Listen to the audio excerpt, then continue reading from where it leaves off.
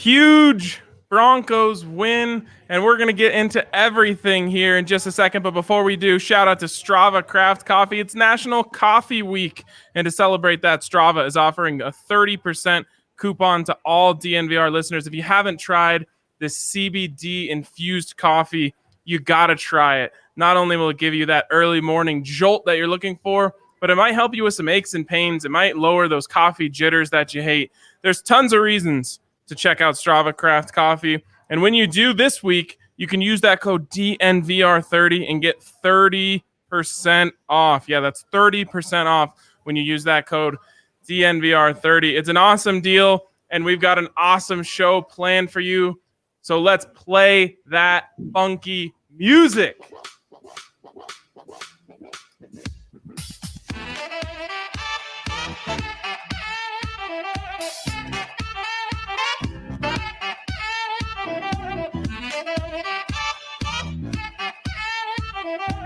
Woo! Broncos win. Broncos win. Stop the presses. The Broncos have won, and we've got an awesome show planned for you today. Of course, I'm joined by my guy, Zac Stevens. But look at who else we have. No, not Mile High Joe, but the BDP of the game, the BD podcaster of the game. It's Brandon Perna. Guys, welcome into the show. What a game. What a game. The Broncos are in the win category in just a fun game. I mean, it is so fitting to have Perna joining us today. And man, how fun was that game? The Broncos. I mean, we had it all, guys. We had a pick six. We had a Joe Flacco sighting. We had it all. What's up, guys?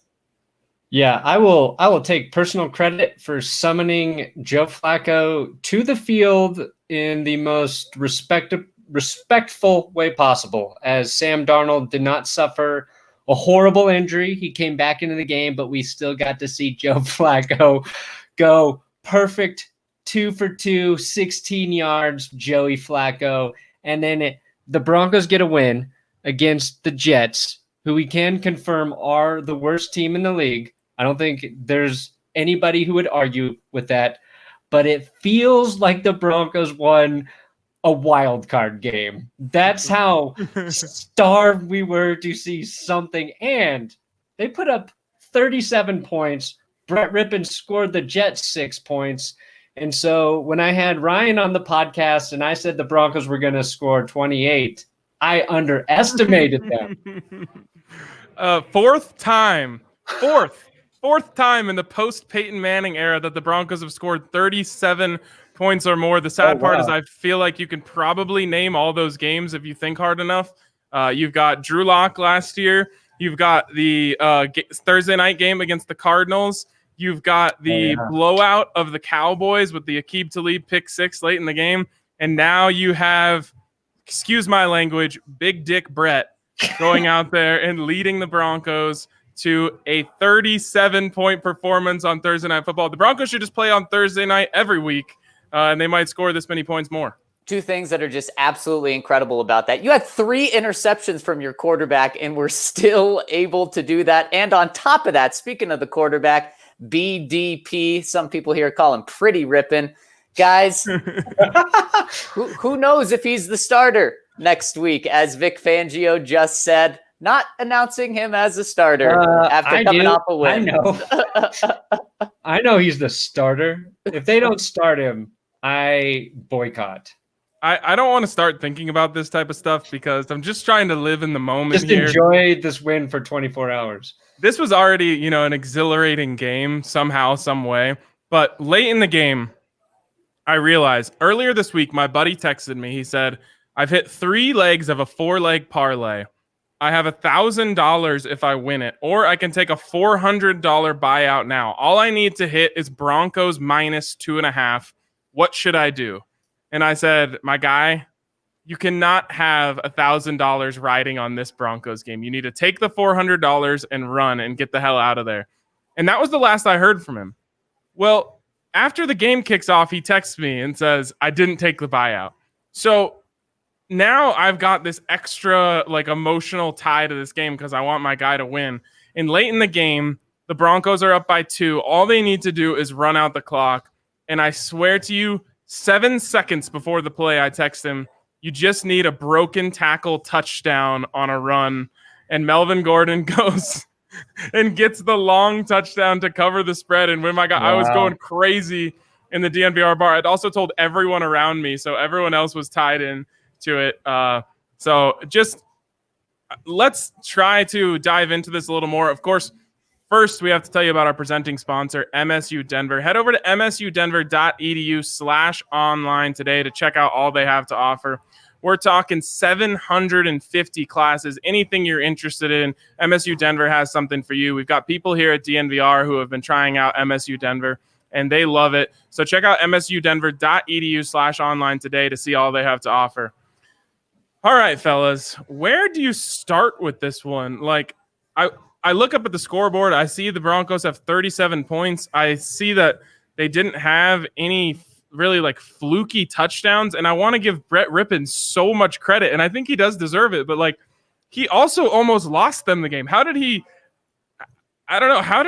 What do you make of this, Zach? What do you make of the performance from Brett Rypien? Well, it was pretty darn good, I got to say, except when you have 2 interceptions, one going for a pick 6 and 4 passing attempts. You take that out, and he was really good. I mean, I loved what he was doing in the first half. It's just like we said, just dink and dunk. And then he did get, I thought he got lucky with that Jeudy touchdown. That could have easily been an interception, but that's why you throw it up to your number 1 draft picks, right? So, I mean, he gave his playmaker an opportunity there. So not an entirely bad decision there. So when he went deep, he went to the right guys, and just take those 4 passing attempts out, and then he finishes the game with more touchdowns than interceptions. So overall, pretty impressed with him. You just can't have 3. I mean, how often does it happen where you throw 3 interceptions, score 37 points, and win? Only when you play the Jets. All right. But this go ahead, Perna. He basically had 3.5 bad throws in the game, and they all just resulted in the worst outcome. That sideline toe tapping pick when I don't know who he was throwing to and why he didn't just throw it away.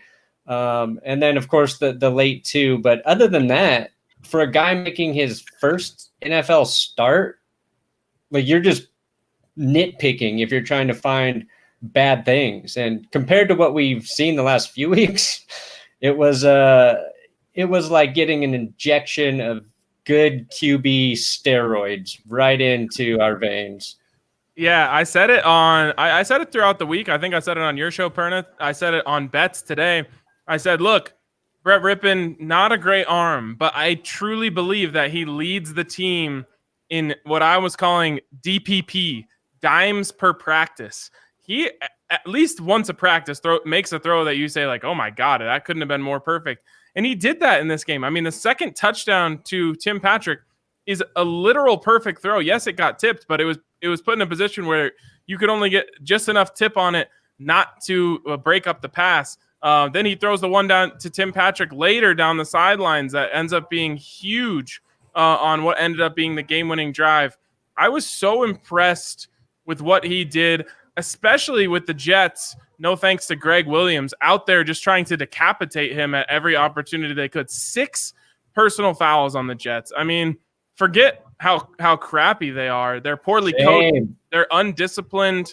And I would argue dirty. I think that they legitimately were trying to take Brett Rypien out of the game because they knew it was easy to beat Jeff Driscoll. Like I was saying all week, you have to start Brett Rypien because it's easy to beat Jeff Driscoll. By the way, it's ironic that in the one game that Jeff Driscoll wasn't the backup quarterback or the starting quarterback, they run a play that's to his strengths. But that's aside from the point. I just, this was certainly as much about the Jets being bad as it was about the Broncos having a good game. But it has to feel so good for those guys to get a win in this position. I mean, you can rag on the Jets as much as you possibly want, and most of it would probably be right.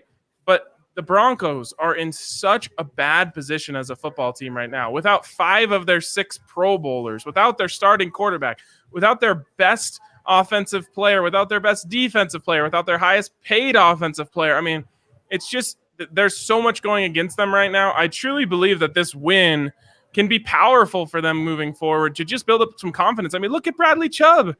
3 sacks. That's got to be huge for his confidence. Yeah, he's got to feel absolutely great after that. And as Vic Fangio said after the game, winning has cured more ills than penicillin. And boy, when you have 10 days off before your next game, you're coming off a win. You're just viewing yourself as 1-0 with some time off. You're absolutely right. This is just a huge game for the Broncos. Now you're done with the quarter of the season, and coaches like to always break it up into seasons. Well, you finish the quarter 1-0, and that's certainly how the Broncos will be looking at it the next 10 days.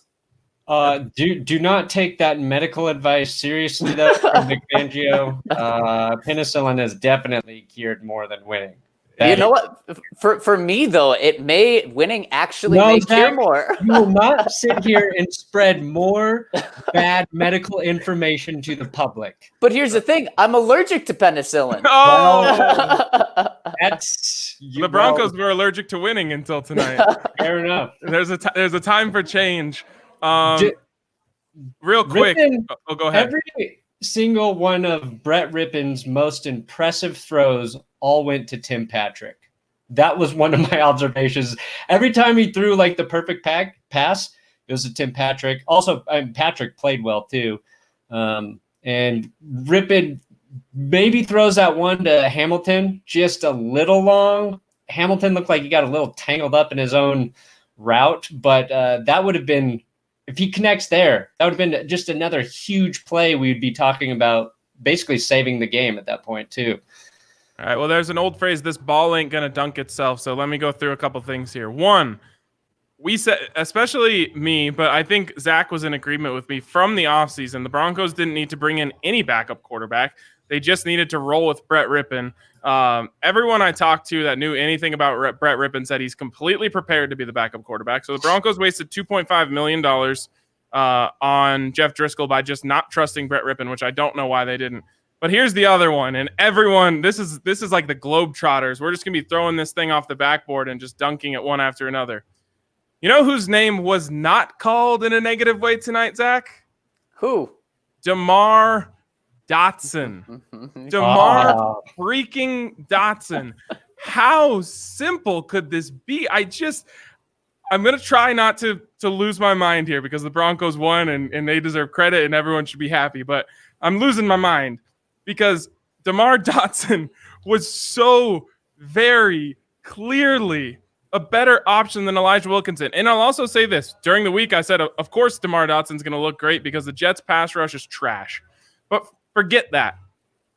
He was so clearly just more fundamentally sound, not grabby. Everything he did was superior to Elijah Wilkinson. And it's not like this should be an epiphany for the Broncos coaching staff. We said this from the day that they signed him. He should be starting. I'm gonna go crazy.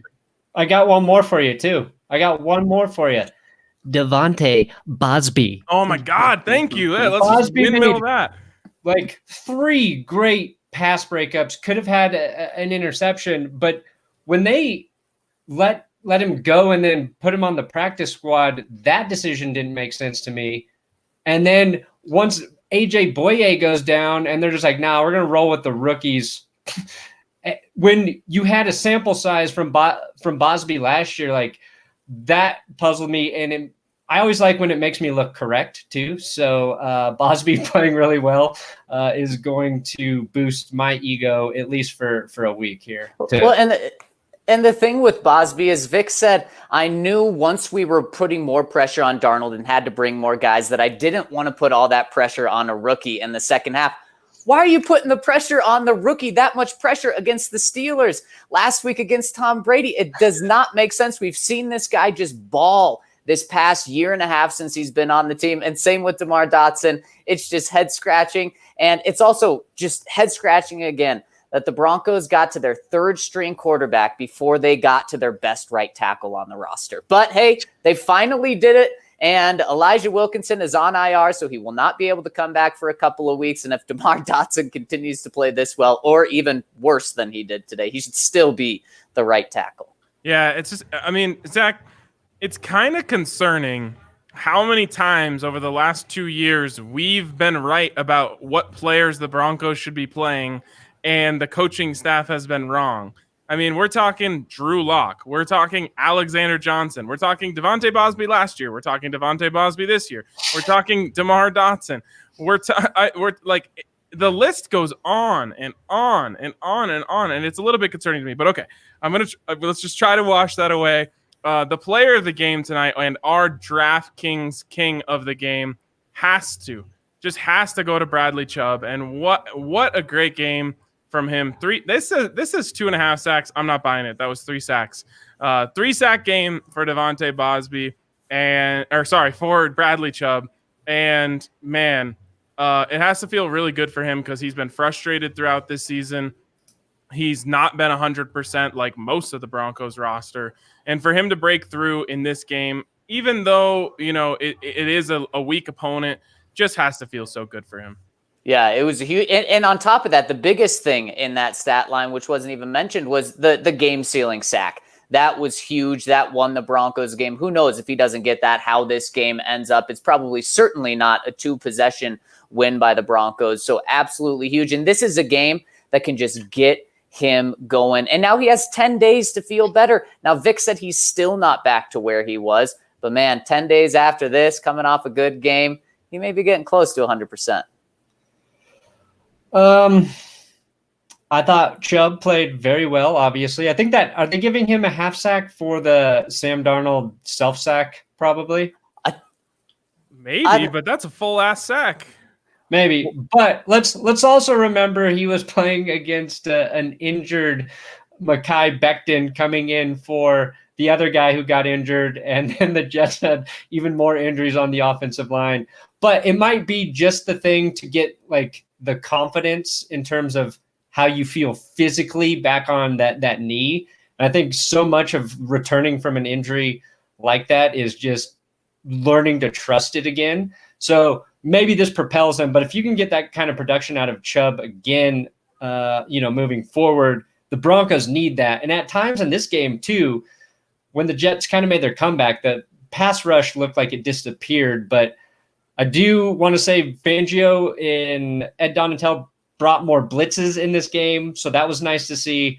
And after Sam Darnold cranked out that first 50-plus yard touchdown run, I thought all hell was going to break loose in terms of an embarrassing loss. And the fact that I guess the team didn't get dejected after that, which has kind of been a theme, except for, the Buccaneers game, they just got beat. But that was what we kept saying every week. Like, they're hanging in there. They're not giving up. And there was more injuries in this game too. Shelby Harris was dealing with, cramps or whatever. Noah Fant goes down with an injury late, and they still pulled out the win. Again, well, you have to preface every positive thing you say with, it was the Jets, but they finished it.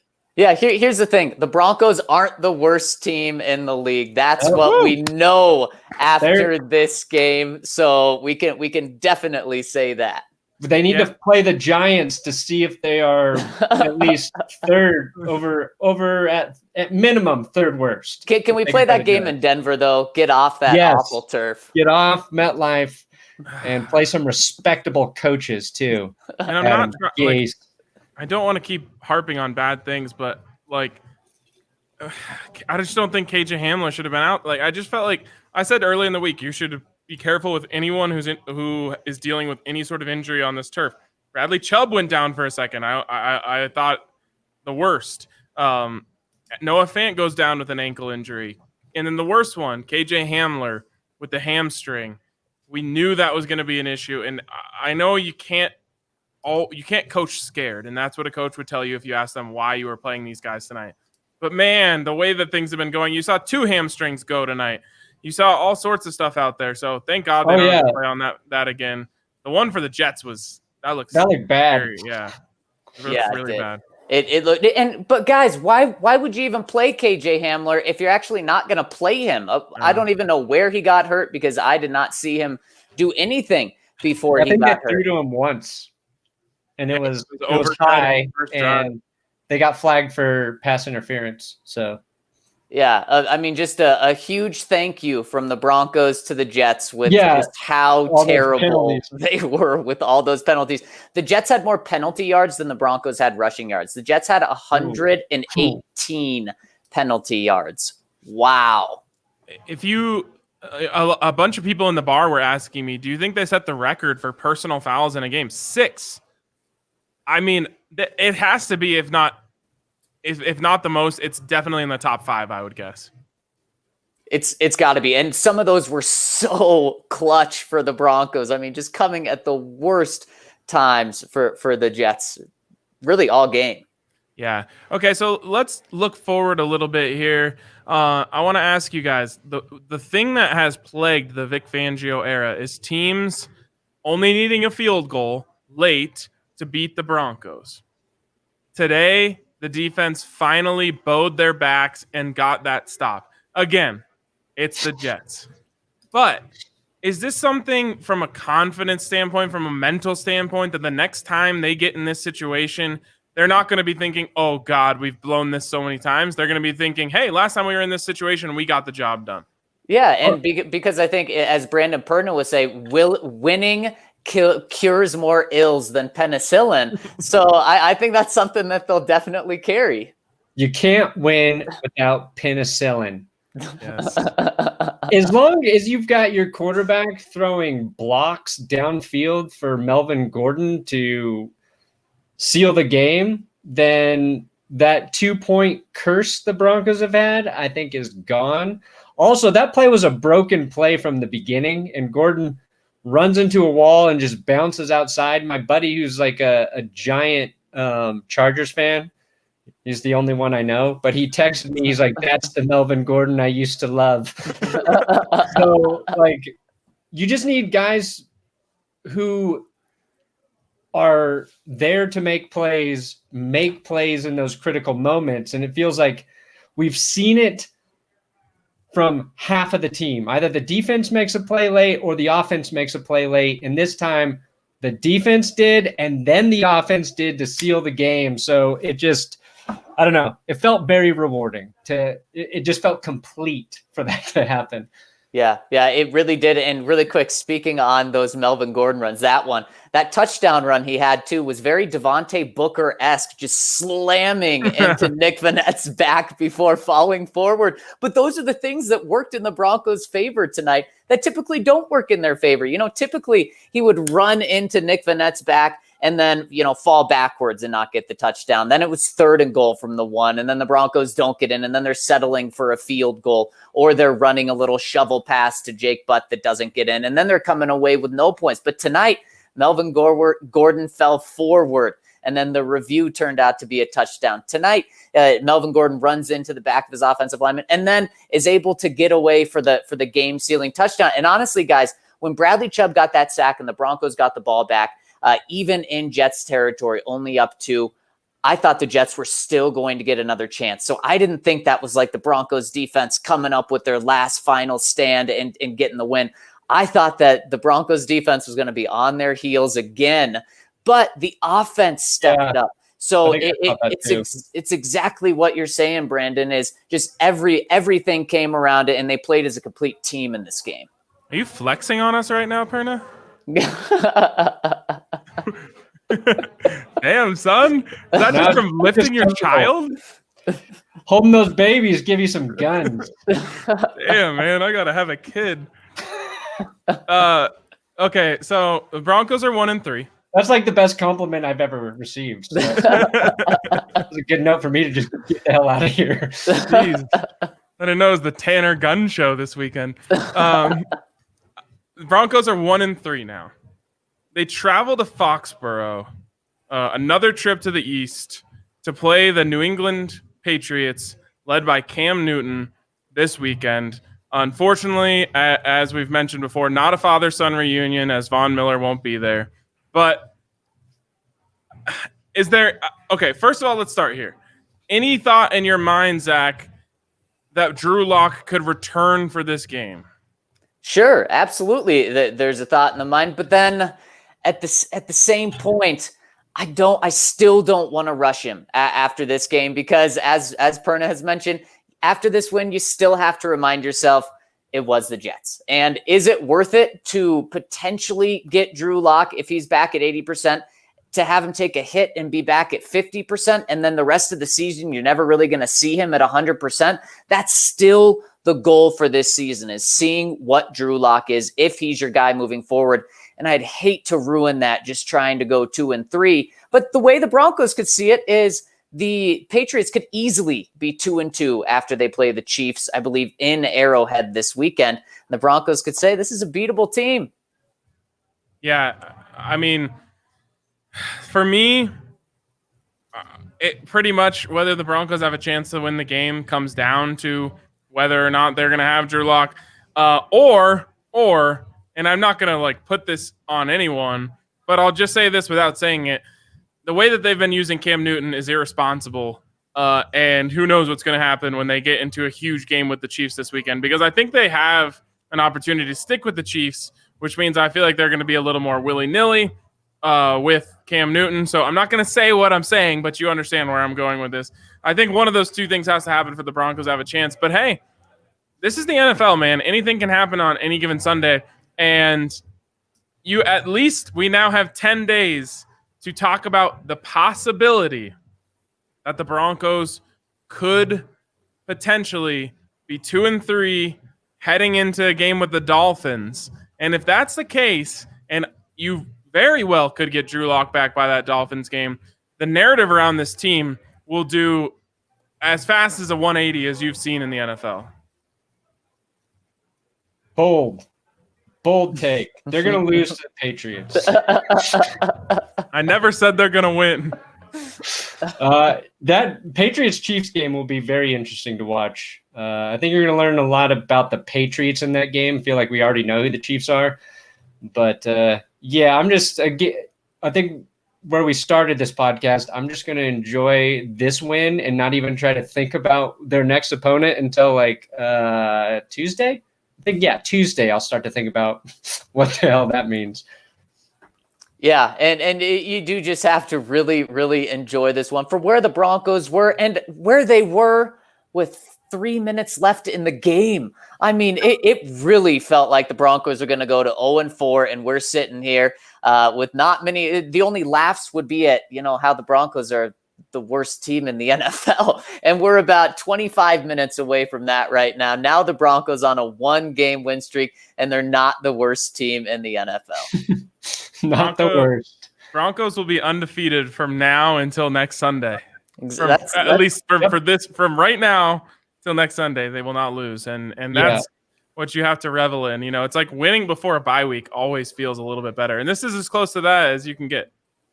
Yeah, it really is. I got to go do my own live stream, but the one thing I wanted to say, we have you for 2 more minutes, Perna. We want all 30. Oh, okay. You can have me for 2 more minutes, but you got 2. I want a 2-minute monologue starting now. The one thing in this game that we have yet to discuss was Brett Rypien's composure after throwing 2 atrocious picks that put the Jets back into the game. So you can talk about, he threw the ball well. He looked like he could identify maybe a defense, but really he didn't get shaken in a big moment. And that's like when you're evaluating quarterbacks, it's that intangible sort of thing that you look for and go, oh, stuff can get hairy and this guy can handle it. So that's a really nice thing to see from him. And when Drew Lock does come back and does get healthy, and you have a guy like Rypien behind him for, however long that whole marriage will be, depending on what they decide to do with the backup quarterback. But knowing you have a guy like that to come in if something happens to Drew Lock, and you got to be honest, he's been hurt twice in, both of his seasons so far. So that's an insurance policy that I think the Packers tried to do this offseason. The Eagles did again this offseason with, drafting Jalen Hurts, and you never know when you're going to need a guy, and you don't want to see your season just spiral out of control because your quarterback goes down. So Drew Lock with the backup Brett Rypien, or, if Brett Rypien becomes the starter over Drew Lock, which a bunch of people are going to try to make headlines about, is not going to happen. But I just feel so much better knowing you've got a guy back there. Was that 2 minutes? Stop. 30. You're out. You're out. Get out of here. No, wait, before you go, and our guy Connor in the comments points this out, we have to give a huge amount of credit to Brandon McManus. 2 50-yard field goals. So, that's your guy, Perna. Go ahead. That's true. I meant to say that earlier, too. I was like, oh, yeah, he kicked that 53-yarder late in the game. It was huge. Yes. Yeah, McManus has been the most consistent player for the Broncos this season. So, you love to see it. Love it. The Gooch Slayer. Exactly. Right down the Gooch. All right. We'll send you down the Gooch and away from this show. But thank you so much, Perna, for joining us. See you, Perna. It was awesome. Sorry for ditching you, but I have stuff to do too. All right, fine, whatever. Well, we'll replace Brandon Perna with a guy with, just as many jokes and a duck face. We got Andrew Mason. What's up, Mace? Hey, how are you guys? Can you hear me? Even with this N95 on? We got you. Okay. Is that an N95? Yeah. That's flexing. Ryan, we have 2 people flexing on us on this pod. Isn't that the name of the best broom in Harry Potter? It may be, but I've got my Harry Potter knowledge is not where it needs to be. It'll pick up the more I keep watching those movies with my daughter. But I don't know. But it's a very nice mask unless I do something stupid like take it off, but I'm not going to. Oh, wow. What a guy. I saw Drew Lock on the sidelines looking like a responsible young man with his mask on. Well, I mean, hey, the NFL's laying down the law. I mean, when you're talking about draft pick compensation being on the table for teams, coaches, etc., that violate the mask protocols, if anyone was not in line, they're getting in line now because of the penalties. And also, even though we don't know how everybody in Tennessee got it, we're kind of at that moment that Major League Baseball was after the Marlins had their foul up back in August, and that got the Marlins and the Cardinals after that seemed to get everybody on point and allowed them to save the season. So I'm actually pretty confident, guys, that even though there's an outbreak with the Titans, that it's not going to be something that ends up spreading around the league, because I think everybody's going to – this is a reminder that everybody's got to pay attention and do the right thing. Yeah, we've got, the commenter here said you've heard of the Peloton Prince. That's, of course, Harrison Wynn. Uh-huh. I'm going not Monarch Mace. I'm going Mallard Mace. Mallard Mace. I like it. That's our guy. That's our guy. Hey, quack. So, Mace, we've talked about a few different things here. Just overall, what's your number one takeaway from this football game? The number one takeaway to me is this is, even though you got a helping hand from the Jets with the penalties, this is a reminder that while the Broncos, they're not a good team, they're not among the worst teams. They're certainly more competitive. As they get guys back, I think they're going to have some better results. They're going to have better results. It's just this week, I feel like in Broncos country, understandably so, there was a great sense of panic about the state of the team and everything. Maybe this is the kind of game that pulls everybody back from the brink here, because the Jets are a bad team, but ultimately they did what they needed to do. They had a heck of a lot more discipline than the Jets did. I mean, the Jets, they look like a poorly coached, poorly disciplined team and organization right now. You didn't see that from the Broncos.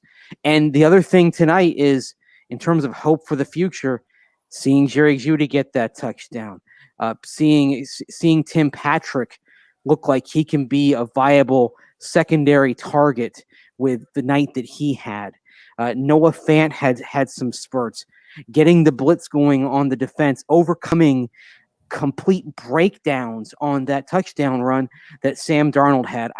I just think that there are a lot of moments tonight that show that while this Broncos team, it's not great, it's probably not a playoff team barring a miracle, this is not one of the league's worst teams. Wow, probably not a playoff team. I just this one win is really flipping it for Mace seemingly. But Mace, one of the things that I was thinking of when you were making a lot of those points there is, was this just tonight and going against the Jets and being so desperate for a win, or is it something moving forward? Because I think of Brett Rypien, and I think I loved what I saw from him, for him to be a backup here for a long time, on top of everything that we knew about him. But then I remember last year when Brandon Allen made his first start, and, you know, a lot of people, pretty much everyone in Broncos country would say it was a magnificent start. And at that point, I think everyone was saying this guy could be a quality backup. Not, you know,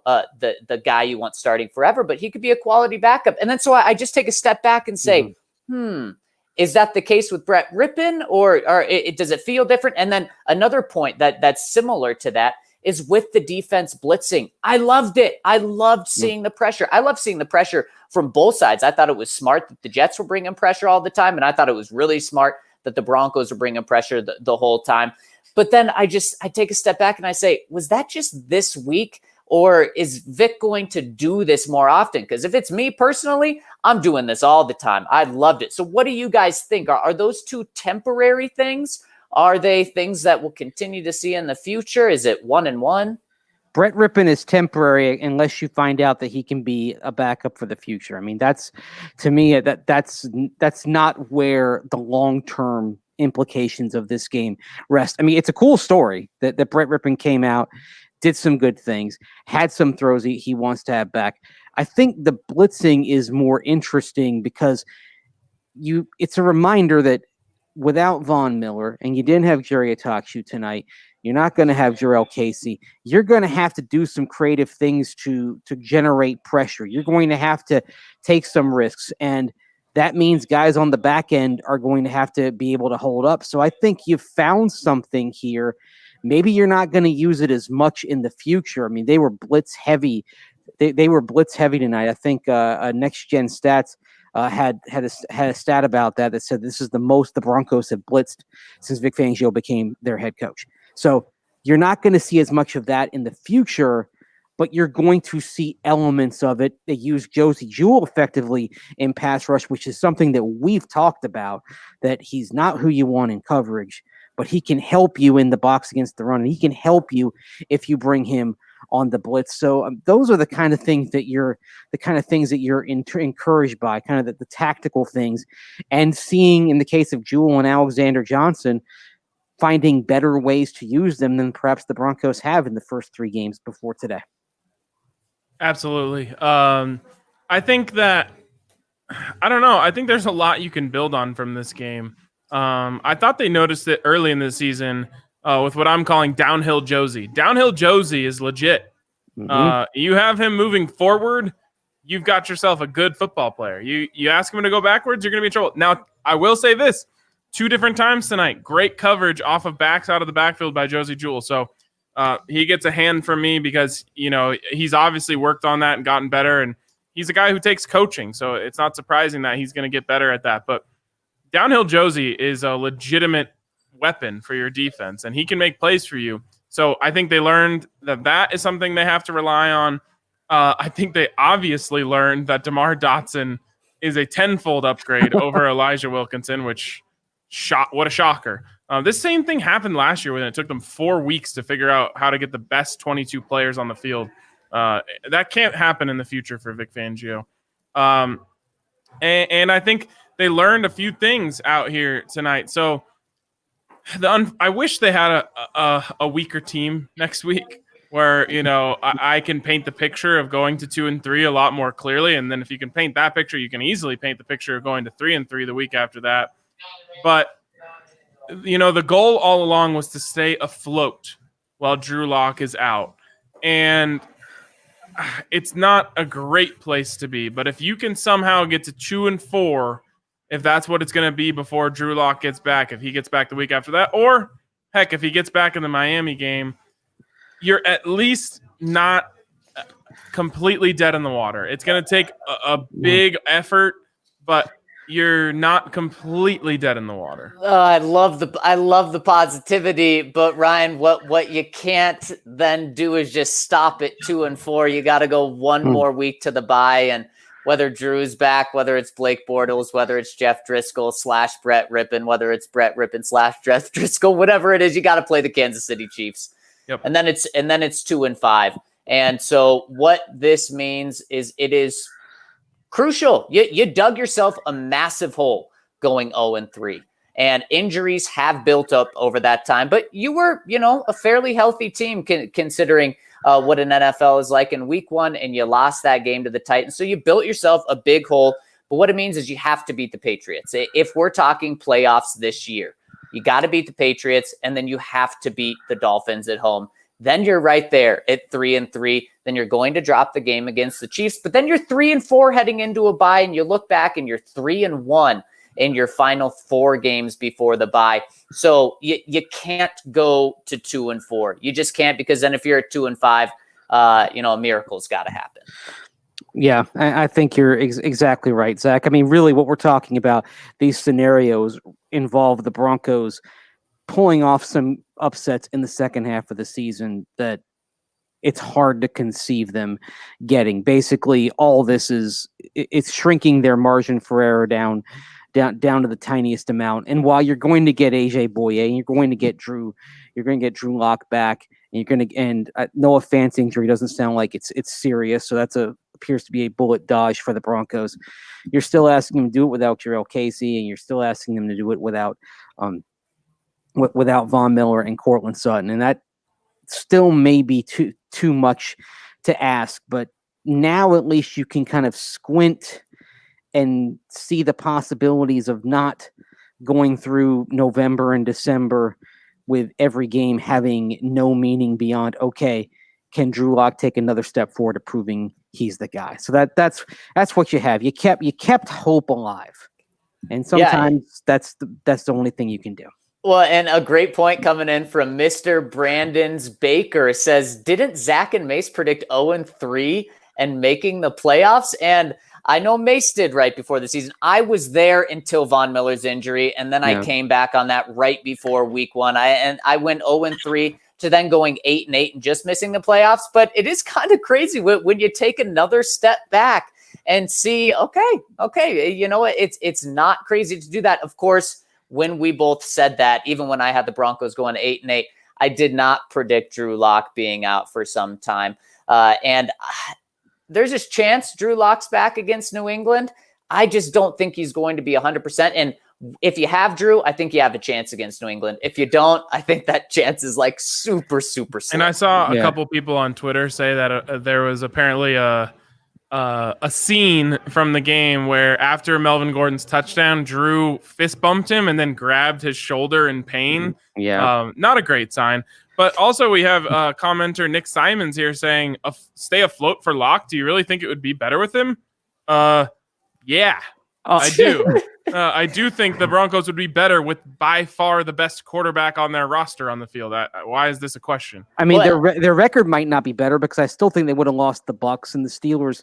But I think that's not what he was saying. Right. He's saying, do you think this team will be better with Drew Lock? They will be. And you know what? The thing is, even if they'd lost to the Bucks with Drew Lock, there's no way they lose 28-10 and turn in such a desultory performance with him out there. So this team would be 0-3, but I'd be talking about it, at least from my perception, saying, yeah, they're 0-3, but they're getting stronger. They're finding their form, that they're about to get back on track, kind of like I predicted. So it does matter, and yeah, you feel a lot more confident with Drew Lock going to New England because, unfortunately for the Broncos going forward tonight, they played one of the dumbest teams in the NFL, and you're turning around in 10 days, and you're playing perhaps the smartest team in the NFL. So what you did tonight, it ain't going to work in Foxborough. Yeah, and I knew people were going to be having this take potentially at halftime. I thought people were going to be having it. But let's take another step back, which I think we need to do a lot here. Brett Rypien had a 67 passer rating. Guys, if this game was against the Patriots, the Chiefs, the Falcons, I'll throw a mediocre team in there, the Chargers, And Brett Rypien, or the Broncos quarterback, has a stat line of 19 of 31, 242 yards, 2 touchdowns, 3 picks, including a pick 6. What is the score of this game? I mean, in my mind, the Broncos aren't coming close to a win. Yeah, the crazy thing is I'm looking at the stats here, and I just can't get over how good Vegas is and DraftKings Sportsbook is. They had Brett Rypien completions at 18.5. He had 19. They had Brett Rypien touchdowns at 1.5. He had 2. It's like, how do they continue getting this within half yards every time? It just blows my mind. That's a side point, though. They have to play a much, much, much, much, much better game if they're going to beat the Patriots. But like I said, anything can happen on any given Sunday. You get a pick 6 early in the game. You have a bounce go your way, a muffed punt, this, that, the other thing, and all of a sudden you get some momentum. So do I think they're going to beat the Patriots as it stands right now? No, of course I don't. But you just never know. Quickly, Zach, you're all about taking steps back tonight. So let's take a step back and talk about our good friends over at Breckenridge Brewery, the presenting sponsors of this live show. If you're watching us on the live, a big shout out to Breckenridge Brewery.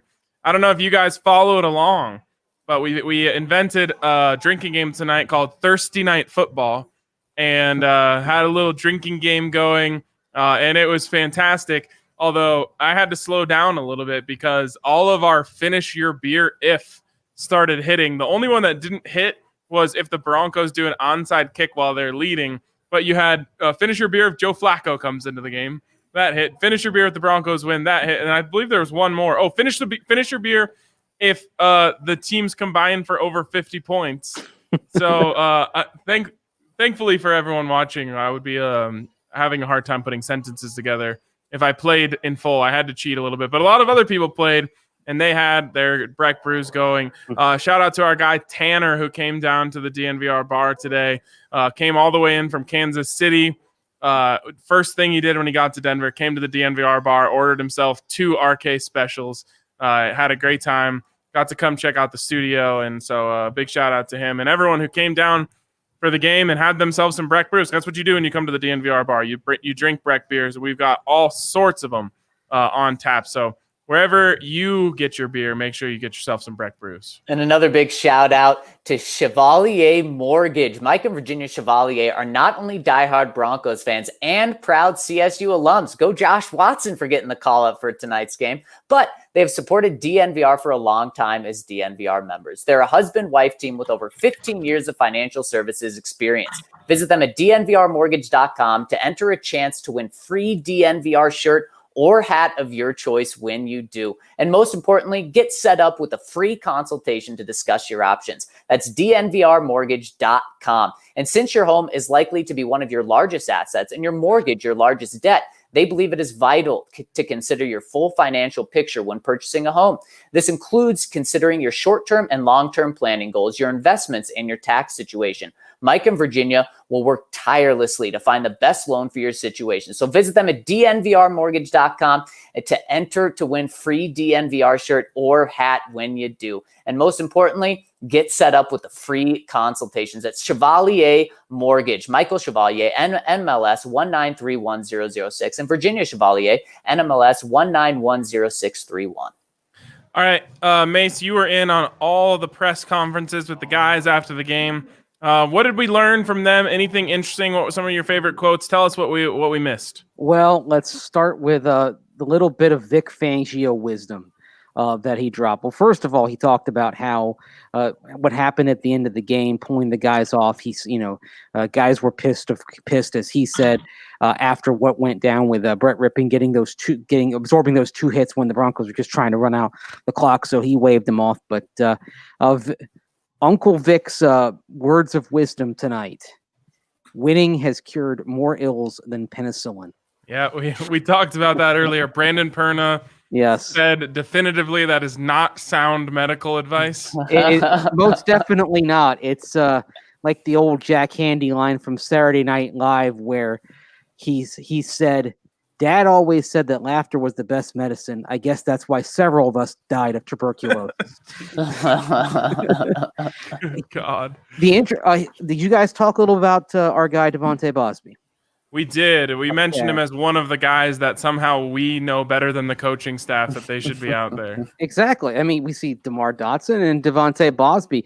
Now, what Fangio said was that saying Bassie, quote, got a little winded, unquote, at the end of the first half.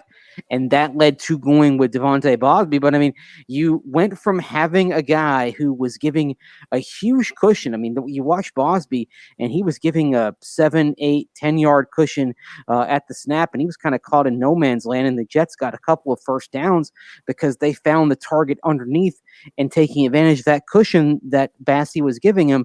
Well, Devontae Bosby, he doesn't fit that mold. He's somebody who's going to come up, attack, be aggressive, make plays on the ball, and he was tougher to throw against. So hopefully Vic will get religion on this, get Bosby full tilt on the 53-man roster, and have him be the number 3 cornerback for as long as AJ Boye remains out. Of course, he talked about having confidence in Brandon McManus. If you don't have confidence in Brandon McManus, I mean, what's wrong with you? Like what Brett Rypien said, he kind of did some kind of technical breakdowns as far as what happened, what coverage he was seeing, how he adapted to it. It was good to frankly see some happiness, see some smiles from the Broncos players. Bradley Chubb in particular, even though he wasn't smiling a lot, Bradley Chubb seemed like he had dipped himself in a bucket of liquid confidence that wasn't there before. And maybe for him, you talk about how this game, even though you played a bad team, this game can provide a launching point, some long-term positives. Bradley Chubb could be the one who benefits the most from this. I completely agree with you. A 3-sack game, all of a sudden you're out from under the rock. And all of your goals coming into the season are probably within reach again when you're Bradley Chubb. 10-sack season, 12-sack season, 15-sack season. All of these things are reachable now because you went and had a game like this. They've got him for 2.5 right now. They have to give him 3. I don't understand how he can have 2.5. It's funny that you're going that way. I think like Perna, I'd probably go the other way because on one of those sacks, it was really Shelby Harris that like tripped his leg and Bradley Chubb just fell on him when he was already going to the ground. But did he touch him? Did Bradley Chubb? No, did Shelby Harris touch him? Yeah, he yanked. I mean, he was the one that like caused him to go down. If he touched him, I'll give him the half. But if I thought it was his own guy that bumped into him that knocked him down. I think it was Shelby getting the foot. So I think that's probably where the half is coming in. And I think he got credit for the full and Sam went down. Some commenter here saying Bradley Chubb dipped himself in Breck Brews. Yes, also known as liquid confidence. Breck Brews, especially RK specials. Those are really get you gassed up. They've got some time to maybe dip into a Breck Brew or two now that they have a long week. Yeah, I thought you were going to say here at the bar. Unfortunately, last call has come and gone here at the DNVR bar. But, yeah, I mean, Bradley Chubb has to feel great going into next week. Cam Newton is a sackable quarterback. Just asked Von Miller. You can go from 3 to 5 really quick next week if you have a good game. Of course, you're not going to be going up against – okay, really quick on the Jets. What are they doing with Mekhi Becton out there? After every play, he's grabbing his chest as if like he just lost a dear member of his family or something. Like, I couldn't believe your first round pick. You're just hanging him out to dry like this just because you said you're only going to use him in an emergency situation. And on the damn near the first play of the game, you're the guy that you put in there. Like, have some understanding of the future. This is Thursday Night Football against the Broncos. You're 0-3. What are you doing with Mekhi Becton on the field? Just another example of just how competent that organization is. And also, that's not an emergency in my mind. An emergency is your left tackle and right tackle get hurt, or 2 of your left tackles get hurt during the game. Then that's an emergency. An emergency isn't just being a backup. So I totally agree. That is just terrible foresight. And for a guy who isn't just your first-round pick, he's playing really well so far this season. Yeah, I mean... I can't believe I truly can't believe they did that. It's shocking to me that they would be that, I don't know, the word of the week, right? Malpractice. That was malpractice. and then of course they put out some other guy and their offensive line is a wreck, but confidence is everything. And so I'm with you, Mace. I think that Bradley Chubb could really make something of this. Anything else interesting from the boys? Not really. I thought they'd bring in a couple more guys, but they had to get going, go catch their flight. But again, just nice to see them happy for a change. Nice to see some smiles.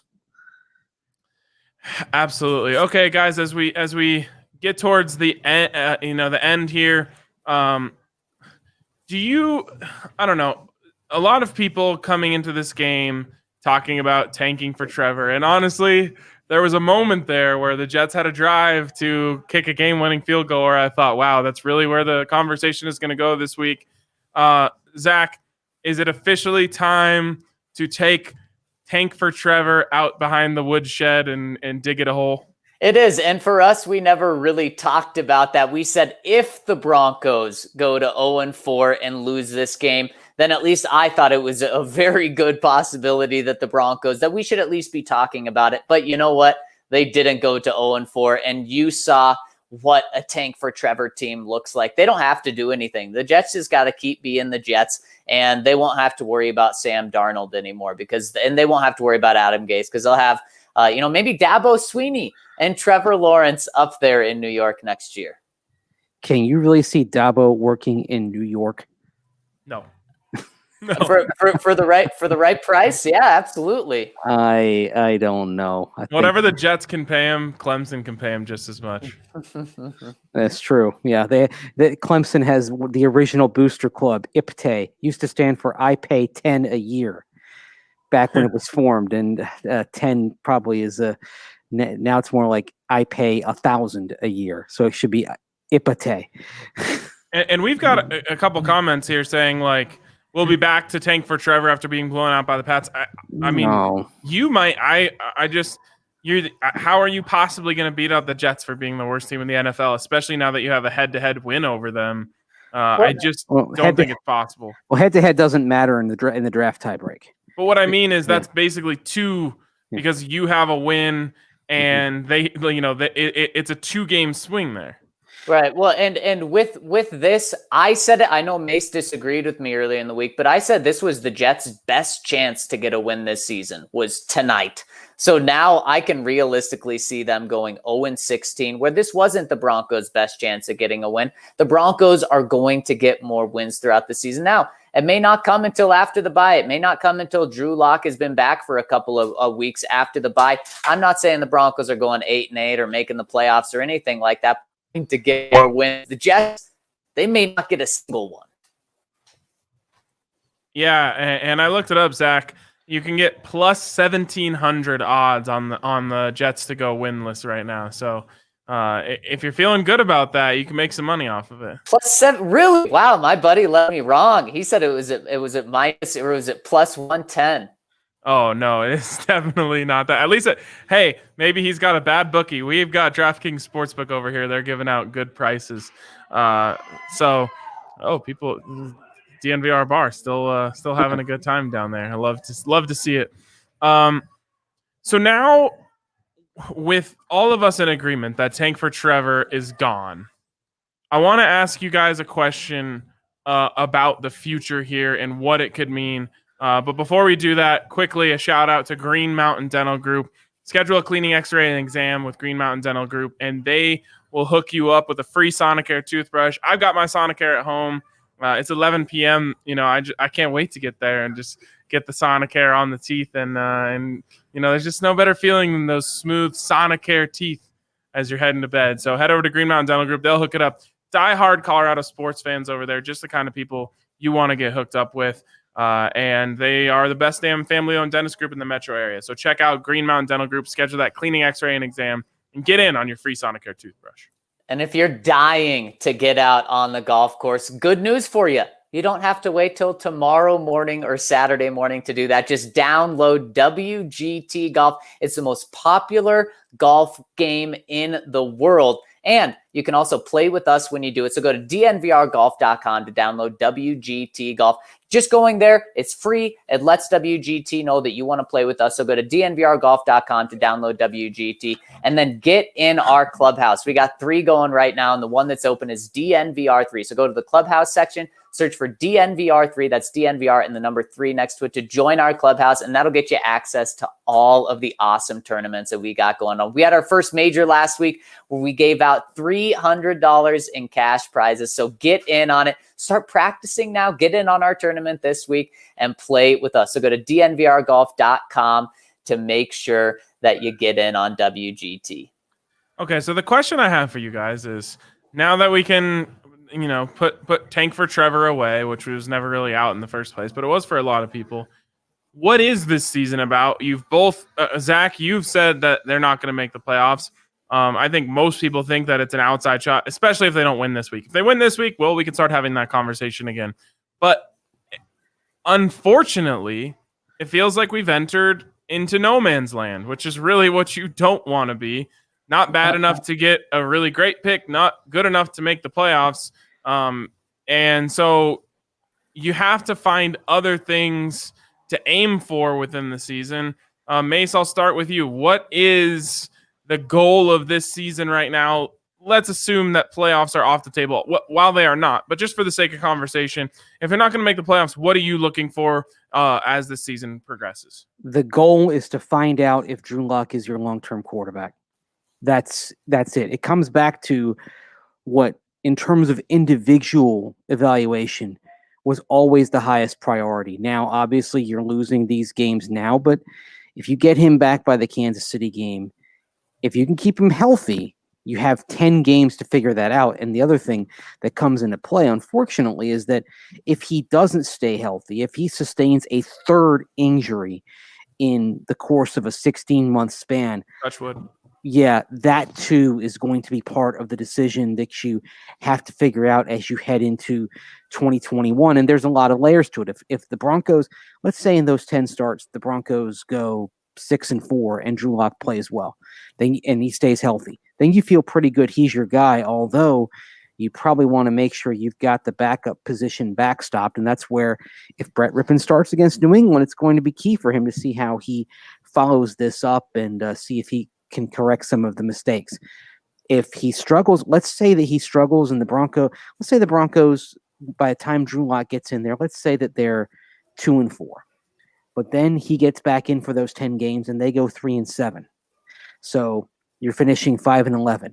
That's not putting you in the Trevor Lawrence sweepstakes, but is it putting you in the Justin Fields, Trey Lance conversation? That's something that you're going to have to figure out. Don't pick the third quarterback. Just don't.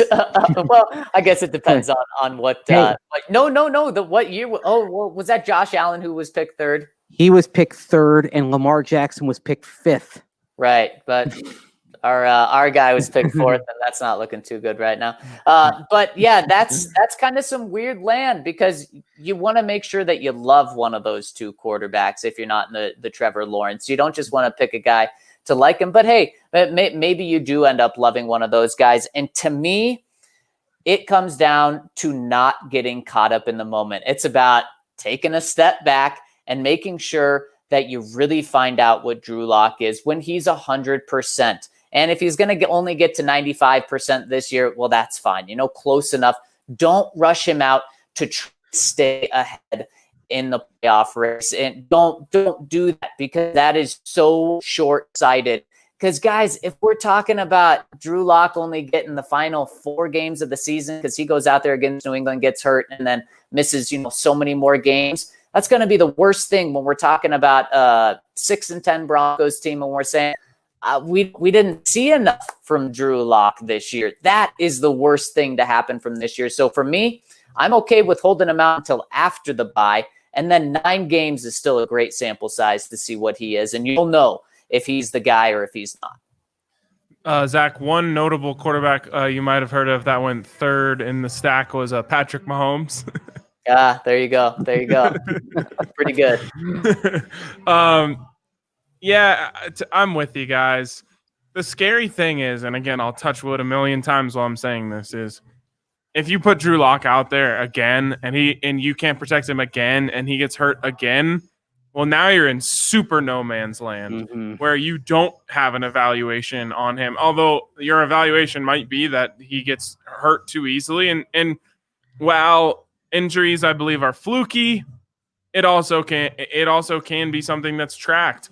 And unfortunately, you can't have your franchise riding on a guy who continuously gets hurt. Now, it is way too soon, in my opinion, to put that label on Drew Lock now. And a lot of people want to do that now.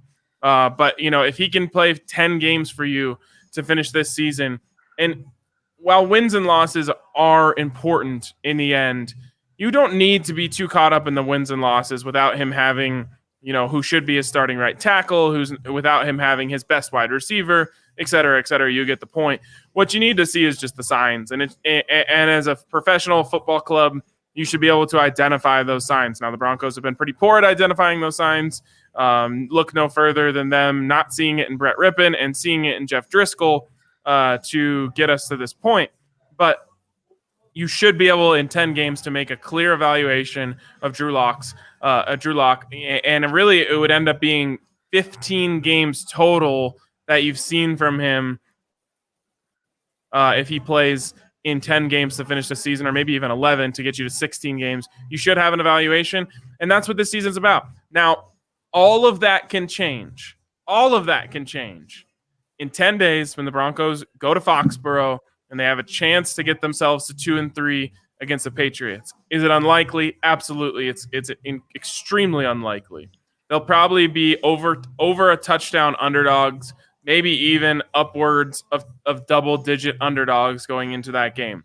But if they do it, if they somehow, some way get a couple bounces to go their way and pull off an upset, I don't know about you. I will be talking about the playoffs being on the table when push comes to shove. So it's weird to say it, but we said it going into this week, that this week would completely determine the narrative about this team going forward. All right, they got over that hump. Well, unfortunately, they go right back into it. Next week will completely determine the narrative about this team going forward, I believe. Really, really quick, just because you made me look like a fool, I got to flip the tables on you. Patrick Mahomes was the second quarterback taken. He went before Watson, huh? Yeah. Yeah, but either way, you're doing all right with either of them. I mean, you found I guess, yeah. Deshaun Watson. How do you like that? Yeah. Patrick Mahomes second, though. What pick did Mahomes go? 10? 10th. And 10th. Mahomes went... Or Watson went 12th, right? Or sorry, and Watson went 12th? I believe Exactly. So. Exactly. Two big trade-ups. A lot of teams kicking themselves. Crazy. Either way, a notable quarterback that went third, Deshaun Watson. A notable quarterback that went third, Paxton Lynch. Paxton Lynch. I think, though, there's a difference between the third quarterback going in the top 12 picks compared with the third quarterback going at pick 26, though. Unfortunately, yeah, that late first round, that is a danger zone historically. Yep. Lamar Jackson. There's always someone you can point to. Exactly. But Jim Druckenmiller, whose name came up on the broadcast tonight, also went 26th, and he was the last quarterback before Brett Rypien to win his first start with at least 3 interceptions. What was his name? Jim Druckenmiller. He was a very good quarterback at Virginia Tech, drafted by the 49ers. Absolutely did not translate. By the end of his career, he was in the first iteration of the XFL. That's how bad he was. He must have had a good nickname. Oh, Druck. man. He had in the XFL, because they had nicknames on their jerseys back then. It just read Druck. That's all he did. Nice. I was thinking like the Drucken Fighter or something like that. So he had just a little bit better of a career than Paxton. Just a little, not much, but he did have that one moment, and I think I want to say he was a third-team quarterback that kind of just like Brett Rypien got thrust into the lineup. Of course, Brett Rypien undrafted. Druckenmiller amazingly was a first-round pick, like I said, at that 26th spot. So it is what it is. Well, guys, it's going to be an interesting 10 days for the Denver Broncos. I'm curious to eventually hear what Vic Fangio has to say about DeMar Dotson. Did he speak on him at all tonight? I don't believe he did. So someone's going to have to ask him tomorrow. I'm excited to watch the film on Dotson specifically to see if he was as good as I thought he was. I know he missed a run block, but run blocking really isn't his forte in the first place. It'll be really interesting as they go forward if, they realize the mistakes they've made and are able to capitalize on some of the things they did right. Broncos have a chance. It's slim. They put themselves in a hole, but somehow, some way, they started better than they did last year. They got to win. Everyone has 10 days to ride high on this one. So that's my advice to Broncos country as we get ready to sign off here. The Broncos cannot lose a football game for 10 more days. Just try and take this one and enjoy it before you have to start thinking about another game. I think you'll find it to be cathartic. And one more time before we go, a shout out to Green Mountain Dental Group. Go schedule that cleaning, go schedule that x-ray, go schedule that exam, and get a Sonicare toothbrush for free from our good friends down at Green Mountain Dental Group. They've been a supporter of DNVR for a long time, so whenever you need your dental work done and maybe you aren't satisfied with your current dentist group or you haven't found one here, if you're new to town, make sure you remember that those guys take care of us and they'll absolutely take care of you too. So that's going to wrap it up for us on this edition of a Winner's Lounge. And just like the Nuggets, we got the funky music and everything. It felt good. Shout out to everyone who tuned in, and we will talk to you tomorrow on the DNVR Broncos podcast. See you later.